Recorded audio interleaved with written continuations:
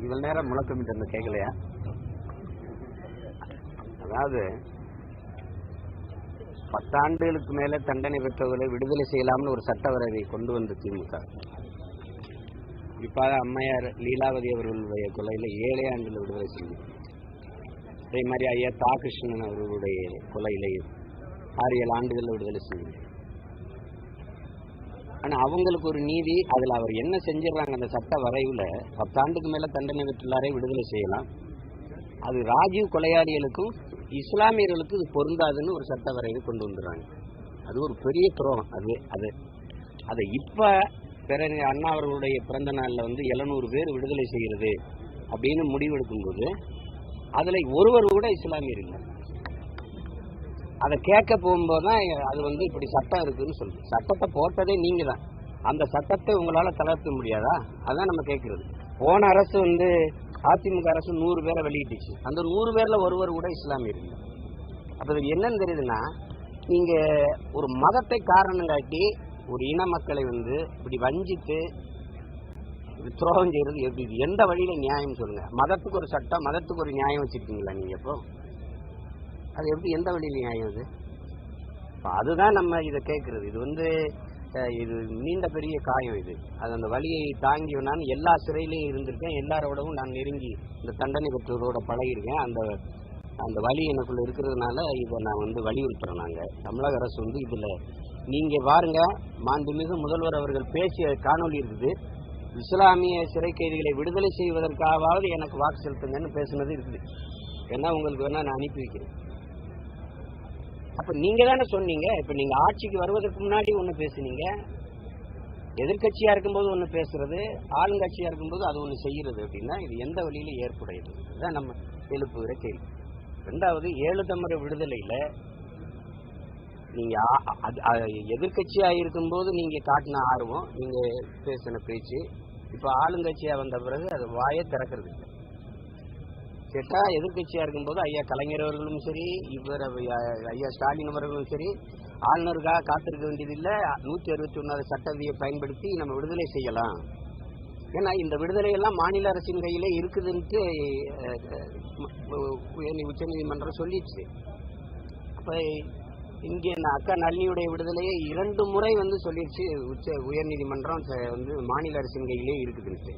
அப்ப நீங்க எதுக்காக விட மறுக்கிறீங்க? அதான் நம்ம எழுப்புறக்கு. இஸ்லாமிய மக்களின் வாக்கு வேணும், ஆனா அவர்கள் விடுதலை உங்களுக்கு விருப்பம் இல்லையா? அப்போ அதை வலியுறுத்தி தான் நீங்க விடுதலை செய்யணும். விடுதலை செய்யாமல் இருக்க காரணம் சொல்லுங்கன்னு தான் கேட்கிறோம். காரணம் சொல்லுங்க. சட்டம் இருக்குன்னு சொல்லாதீங்க. சட்டத்தை போட்டதே நீங்க தான். அதனாலதான் திரும்ப திரும்ப பேசுறேன். அந்த சட்டத்தை நீங்க தானே போட்டீங்க, திரும்ப பெறுங்க. வேளாண் சட்டத்தை இந்திய ஒன்றிய அரசு திரும்ப பெறுது. அப்ப நாங்களும் டெல்லியில் நடந்த போராட்டம் மாதிரி போராட்டே இருக்கணும். அப்போ வழியே இல்லைன்னா மொத்த மக்களையும் திரட்டி நான் போராடிட்டே இருப்பேன். நீங்க திரும்ப பெறுவதற்கு அந்த சட்டத்தை பெற்று இந்த இஸ்லாமிய சொந்தங்களை விடுதலை செய்யற வரைக்கும். அது உங்களுக்கு சொல்றேன், நீங்க எப்படி கொண்டு போய் சேர்ப்பீங்களான்னு தெரியாது, ஒரு பழைய வழியிலாவது கொண்டு போய் சேர்ப்பீங்கன்னு நினைக்கிறேன். கோவையில இதே மாதிரி ஒரு ஆர்ப்பாட்டம், எங்களுக்கு அனுமதி இல்லை. ஒரு டிராக்டர்ல ஏறி நின்று பேசிட்டு இறங்கும்போது ஒரு தங்கச்சி கையை பிடிச்சி அழுகுறான். உங்க மருமகளுக்கு 1 வயசா இருக்கும்போது சிறைக்கு போனாருன்னா 18 வயசு ஆயிடுச்சு, திருமணம் பண்ணி கொடுக்கணும், அதுக்குள்ளேயாவது கூட்டிட்டு வா வெளியில என்று அழுதது எனக்கு நல்லா ஞாபகம் இருக்கு. அப்ப பல குடும்பங்களின் கதறல் தான் நாங்க இப்போ இதை செய்யறது. இப்போ அதனால அது தமிழக அரசு இஸ்லாமிய மக்களின் பாதுகாவலர் அப்படின்னு சொல்லிட்டு தம்பிகள் சொன்ன மாதிரி பாதுகாவலர்னு சொன்னீங்களே அப்படின்னா அதுதான் சிறைக்குள்ள வச்சு பாதுகாக்கிறோம் மாதிரி பேசக்கூடாதுல்ல. அதுதான் இப்ப தமிழக அரசுக்கு மாண்புமிகு முதல்வருக்கு இந்த கோரிக்கை வச்சு வலியுறுத்துறோம். நீங்கள் என்ன சரியான காரணம் சொல்லுங்க. எங்களுக்கு சட்டம் இருக்குன்னு சொல்லாதீங்க. சட்டத்தை போட்டதே நீங்க தான். சட்டத்தை திரும்ப பெறுங்க, திரும்ப பெற்று விடுதலை செய்யுங்க. என்ன காரணமா இருக்கும்னு நினைக்கிறீங்க? ஒருவேளை அதாவதுங்க இது நீண்ட காலமா திராவிடர்கள் நீண்ட காலமா செய்யற ஒரு ஏமாற்று அரசியல். ஐயா பெரியார்ல இருந்து ஆரம்பிக்குது. இல்ல பாஜக இல்ல, அதுதான் வர்றேன், அதுதான் சொல்ல வரேன் தம்பி. இது என்ன நினைக்குதுன்னா, ஐயா பெரியார்ல இருந்து ஆரம்பிக்குது.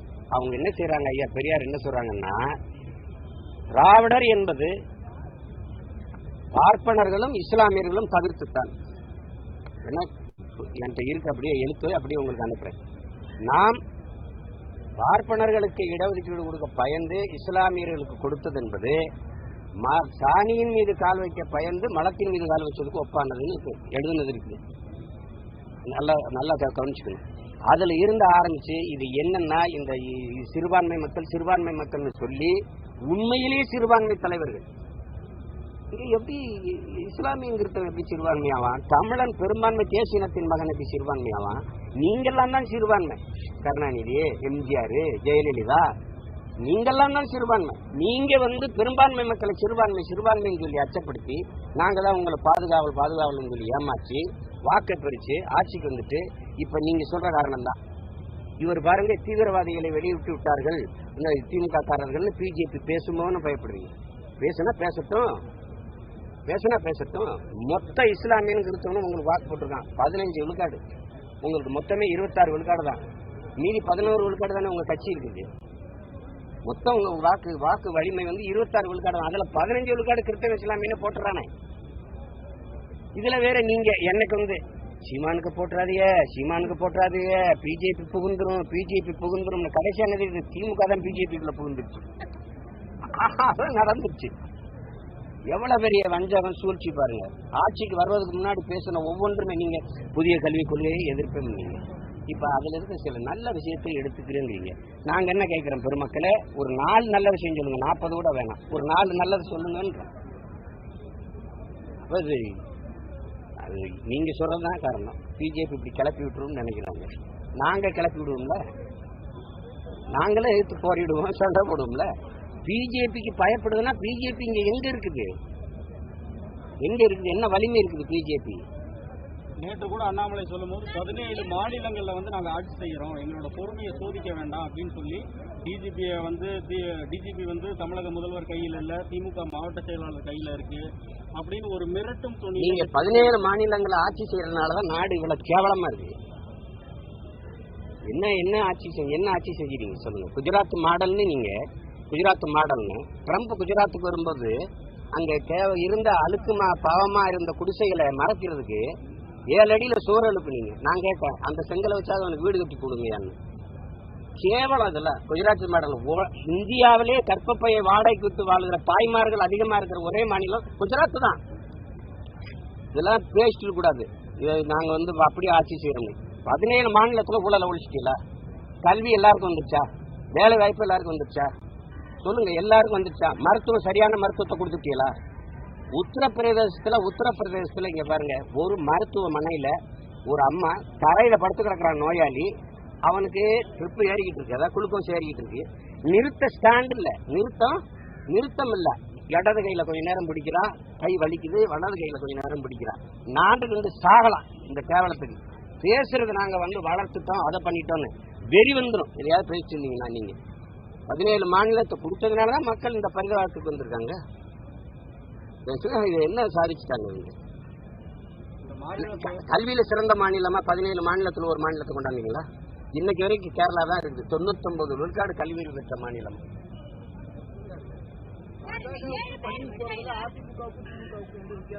அதிமுக இங்க பாருங்க, நீங்க அதிமுக அவங்க தயவுல ஆட்சி நடந்துச்சு, அது அடிமை ஆட்சி. இவங்க தான் சொன்னாங்க. இப்ப அவங்க தயவுல நடக்கல, ஆனா அனுசரிச்சு ஆட்சி நடக்குது. இப்ப அது கொத்தடிமை ஆட்சி. இது ரெண்டுக்கு என்ன வித்தியாசம் இருக்கு? தயப்பில்லைன்னா நீங்க எதுக்கு ஆளுநரை பாக்குறீங்க? அங்க ஒரு டைரக்டர் ஆளுநர் ஒரு இதை போடுறாரு, மறுபடியும் இல்லம் தேடி கல்விங்கிறீங்க. ஆளுநரை பாக்குறீங்க, புதிய கல்விக் கொள்கையில சிலதை நாங்க எடுத்துக்கிறோம்ன்றீங்க. அப்ப ஒன்னொன்னே நீங்க இப்ப யாரை இயக்குறதுன்னு தெரியுது இல்ல. ஒரு மாசத்துல 2வது முறையா இன்னைக்கு ஆளுநரை பாஜக மாநில தலைவர் அண்ணாமலை அவங்க கட்சி ஆளுநர் அவரு பாக்குறாரு, அதை ஒண்ணும் பண்ண முடியாது. அவர் வீட்டுக்கு ஏன் போனாருன்னு நாங்க கேட்க முடியாது இல்ல. அதை விட்டுருங்க, நீங்க இதை பேசுவோம். தங்கச்சி என்னடா கேட்டு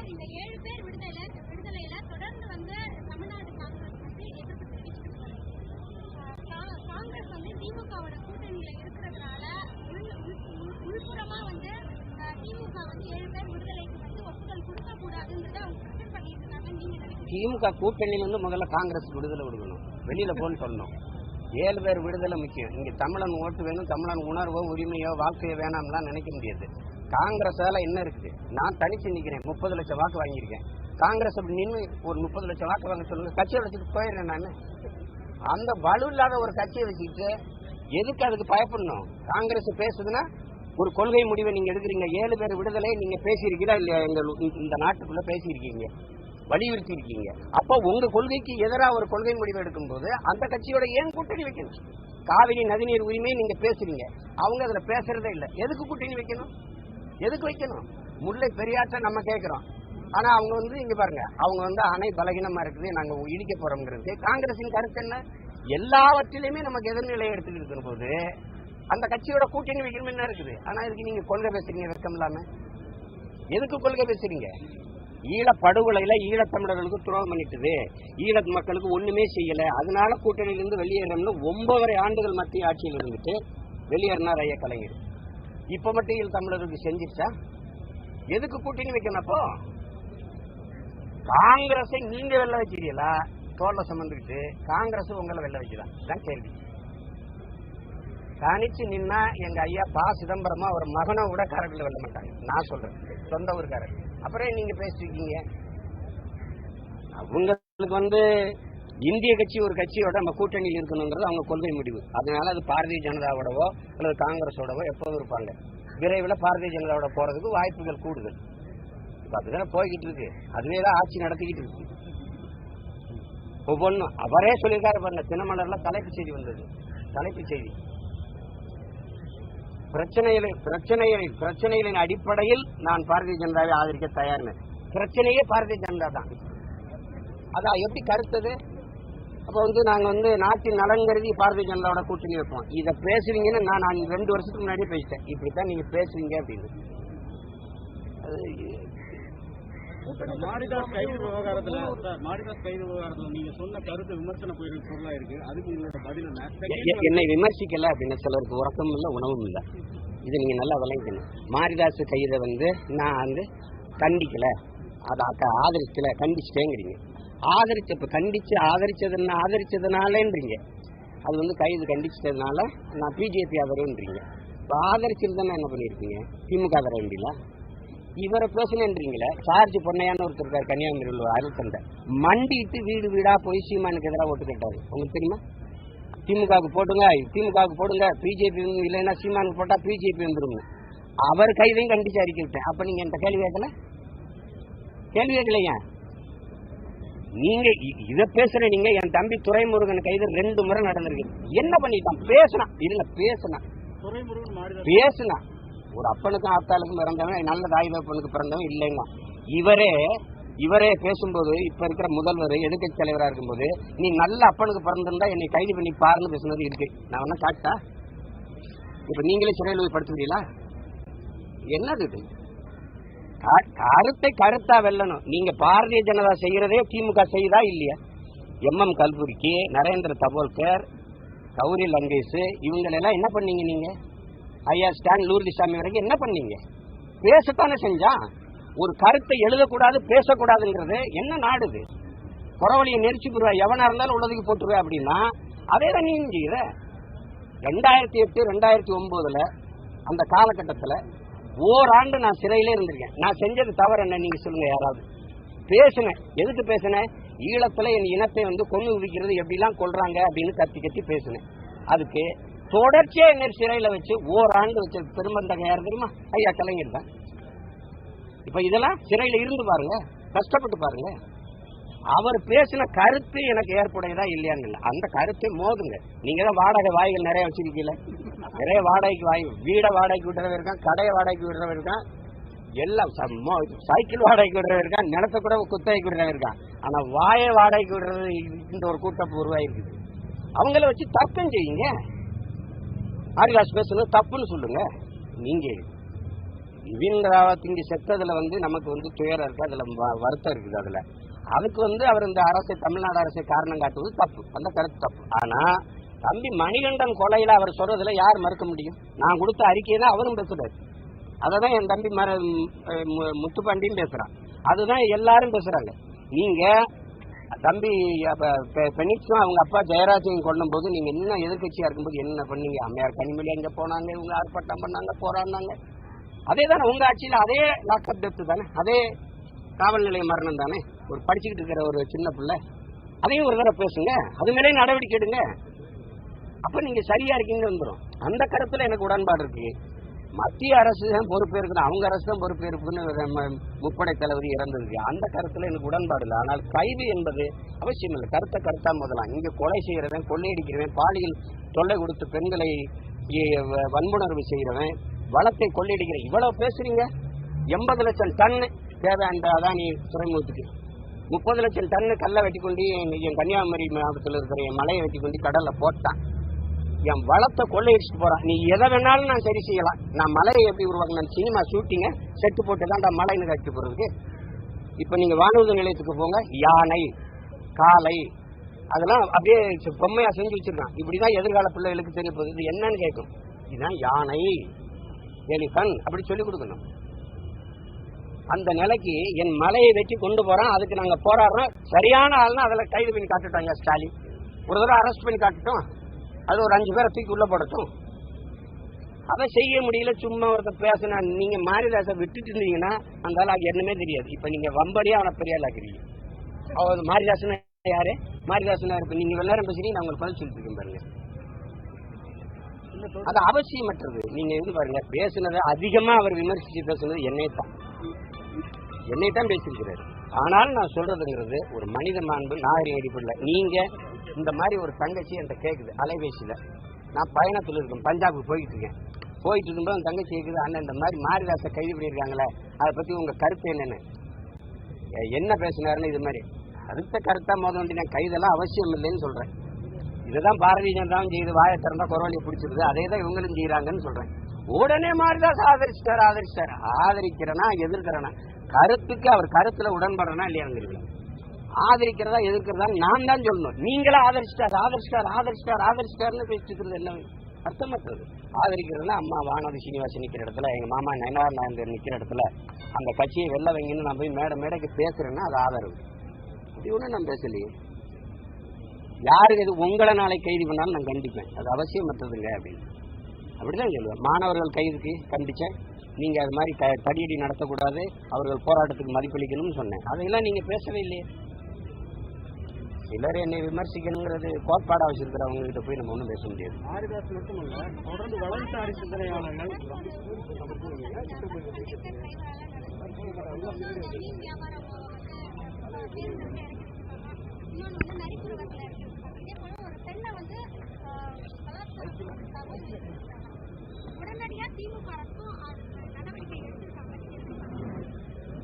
ஏன்னா நீங்க உங்களை மாதிரி ஊடகங்கள் அதை பேசுறதுல சில செய்திகளை இது பேசணும்னா அது பிரச்சனையானவனா எடுத்துத்தான் தீரணும். இப்ப நீங்க ஒரு நரிக்குறவர், அதான் நரிக்காரர், அவங்க எங்க குறவர் இல்ல, அந்த குடிசைக்குள்ள நீங்க போனீங்க. ஆனா அவங்க அப்பா காலத்திலையும் சரி, அம்மையார் ஜெயலலிதா ஆட்சி காலத்திலையும் சரி, ஐயா எடப்பாடி ஆட்சி காலத்திலையும் சரி, ஐயா ஸ்டாலின் ஆட்சி காலத்திலையும் ஆதி தமிழ் குடிகள் நாங்க இருக்கோம் பாருங்க, பறையர்கள். இந்த தலைநகர்ல இருக்கக்கூடாதுன்னு எங்களோட வீடுகளை காலி பண்ணி செம்மஞ்சேரி, கல்லுக்குட்டை, பெரும்பாக்கத்துக்கு தள்ளி விட்டியல்ல. அப்ப வீடற்று தெருவில் நின்று குடிசை இல்லாம குடிச்சிட்டு இருந்து அழுதுட்டு இருந்தாங்கல்ல. அப்ப ஒரு குடிசைகளையாவது நீங்க நுழைஞ்சு பார்த்துருந்தீங்கன்னா நீங்க செய்யறது சரின்னு படும். அன்னைக்கு ஊடகங்கள் நீங்க பேசல, அதனால அவர் வரல. இன்னைக்கு பேசுது, அதனால உள்ள போறாரு. அவ்வளவுதான். இந்த மாதிரி ஒவ்வொரு பிரச்சனையும் பேசுங்க, சரியா நடக்கும். இந்த மத்திய இணையமைச்சர் பொன் ராதாகிருஷ்ணன் மேற்கு தொடர்ச்சி மலைப்பகுதிகளில் பயங்கரவாதிகள் அதிகமா புகலிடமா அது இருக்கு அப்படின்னு சொல்றாரு. அதை பத்தி ஒருவேளை எங்க அண்ணனே அவர்களுக்கு பயிற்சி கொடுத்துருக்கலாம், அதுக்கு பணம் கொடுத்துருக்கலாம், வாய்ப்பு இருக்கு. என்னத்தையாவது பேசுறதுதான். மேற்கு தொடர்ச்சி மலையை காலி பண்ணிட்டு இருக்கீங்களே, கன்னியாகுமரி உங்க ஊர்லயே காலி பண்றீங்க. அப்புறம் இங்க எங்க ஊர்ல தேனியில நீங்க நீட்டு ஆய்வுன்னு காலி பண்றீங்க. இப்ப வன பாதுகாப்பு சட்டத்துல மொத்தமா அழிக்கிறதுக்கு முடிவு பண்ணிட்டீங்க. அப்புறம் இதுக்கு மேல என்ன நீங்க வனத்துக்குள்ள தீவிரவாதிகளுக்கு வரப்ப நாட்டுல அவனாவது காட்டுல இருக்கான்றீங்க. நாட்டுல நீங்க அதிபயங்கரவாதிகள் எல்லாம் தெருவில் சுத்திட்டு இருக்கீங்க.